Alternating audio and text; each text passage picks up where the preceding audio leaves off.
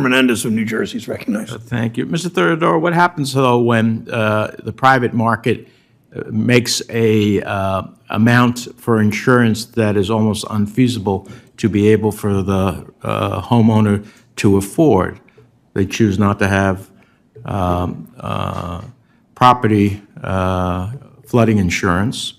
And the consequences of that, when we have the storms or the wildfires or the flooding, that ends up the federal government comes in and helps the state. Isn't it better to have a system that is somewhat insured here?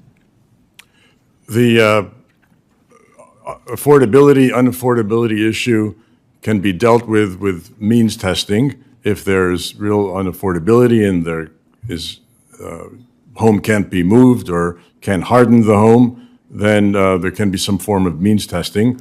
The good news is that with the new rating methodology, 20% of policies have seen a decrease in the premium that they have. An enormous number of people have left the National Flood Insurance Program as a result of risk rating 2.0.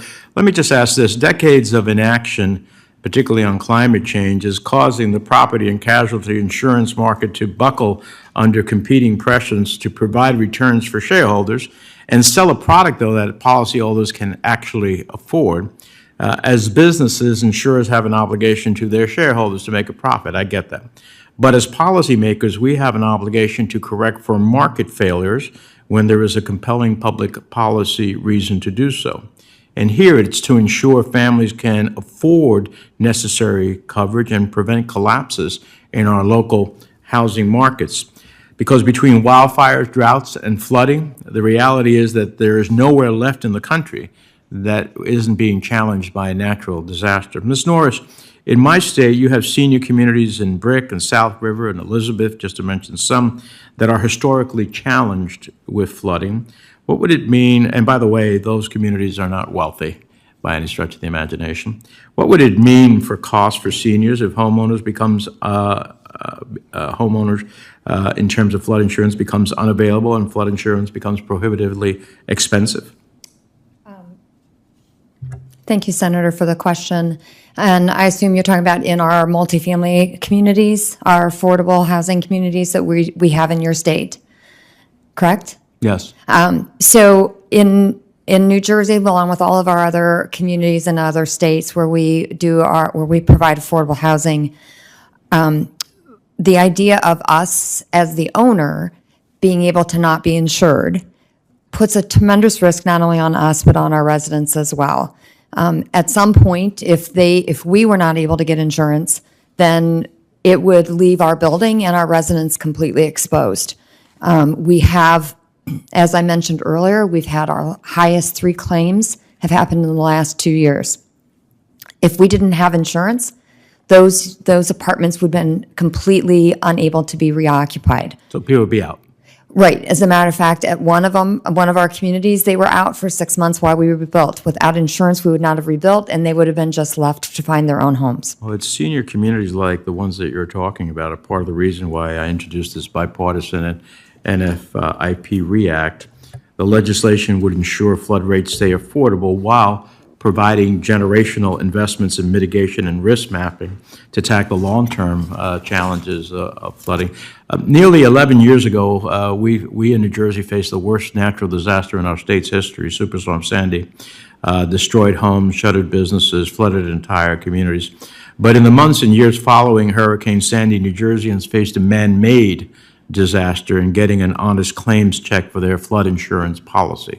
These are people who paid a lifetime, never made a claim, and all of a sudden, now when they're making a claim, through the manipulation of engineering reports and utilizing obscure loopholes, insurance companies acting as contractors for FEMA systematically lowballed policyholders. I subsequently led a charge for FEMA to establish the Sandy Claims Review, which resulted in $260 million more paid out to families that were previously denied. But it seems to me that an old dog doesn't seem to learn new tricks. Mr. Heller, what are you seeing in Florida for homeowners insurance policy holders in the aftermath of Ian? Yeah, thanks, Senator. It's been terrible for so many homeowners after Ian. I mean, we've seen the evidence now of insurance companies that were literally changing their own adjusters' claims values. This is just a straight fraud from insurance companies, and we need to, sure, prosecute those fraudsters, those insurance companies that are cheating people, but how we're not learning that lesson, how regulators aren't coming in real time and taking the data to figure this out, is leaving homeowners exposed after they've paid their premiums for years, these escalating premiums, and then when they need the companies most, the companies turn their backs on them or even cheat them. My legislation stops the bad actors from taking place, roots out what took place in Sandy so it doesn't happen in the nation. One final question, my name, Mr. Chairman. Mr. Heller, does the NFIP have a regulator that they have to submit rate changes to? So the NFIP goes through its process, but what we've seen is we've seen sort of 2.0 with these massive rate increases for a lot of people. It's really quite frustrating. We need to be making sure that the rates that come out of NFIP are fair and distributed fairly. I do actually appreciate the idea of means testing to make affordable rates, but we have not seen an appropriate. We have seen real problems at the NFIP. We've lost 150,000 policyholders, and by their own admission, FEMA says we will lose 1 million policyholders by the end of the decade due to the premium increases. That's not a way to solidify an insurance program. Thank you, Mr. Chairman.